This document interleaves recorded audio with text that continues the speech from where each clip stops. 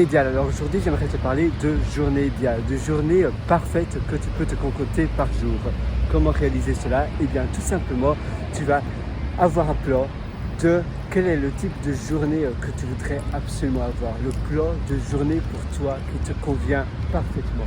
Et basé sur ça, tu vas petit à petit changer ce que tu réalises normalement dans tes journées. Tu vas changer tes routines actuelles et tu vas tout simplement avoir le plus de choses qui te rend heureux, que tu apprécies. Par exemple, prendre un café le matin, eh bien d'accord, ça coûte un peu cher, mais si ça augmente ton épanouissement, si tu aimes bien cela, si en même temps, en prenant le café dans un chouette café, tu es productif, peut-être tu vas lire davantage, tu vas peut-être te réveiller plus tôt, ou bien avoir des récompenses aussi.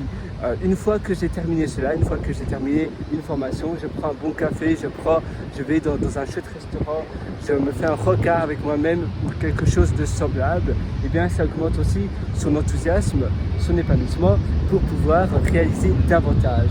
Autre chose que tu peux réaliser, c'est avoir plus de moments pour toi, chez toi, après le bureau par exemple. Tu peux simplement avoir un moment cocoon en prenant un chocolat chaud. Tu peux aussi avoir un moment de massage, peut-être que tu peux aller dans un spa. Tu peux peut-être avoir un week-end tous les mois en allant dans un centre de spa, en faisant des micro-vacances. Par exemple, si tu peux faire du télétravail du jeudi au dimanche, eh bien, tu pars le mercredi soir ou le jeudi soir, quelque part dans une destination, par exemple en Finlande, en Suède, en Suisse, en Islande, et tu travailles le vendredi de ton Airbnb, et puis le samedi dimanche, eh bien, tu peux profiter, voilà une mouche, tu peux profiter de l'endroit où tu te trouves.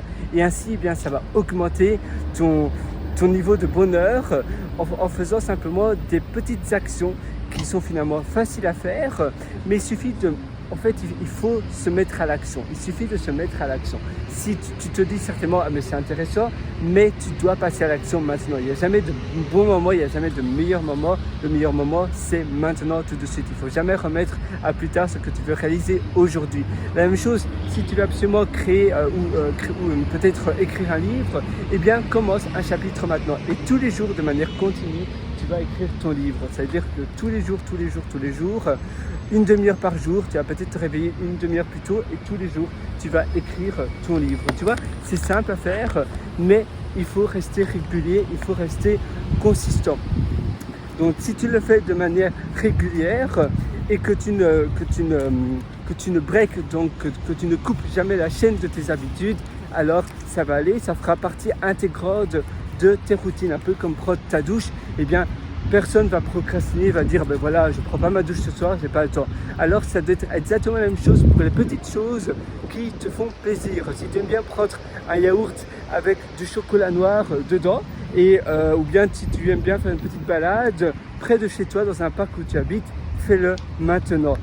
Tous les jours, tous les soirs, ou bien simplement aller peut-être dans un autre pays pendant un mois, ça coûte pas si cher que ça. Et si c'est pour augmenter ton niveau de bonheur, alors ça n'a pas de prix.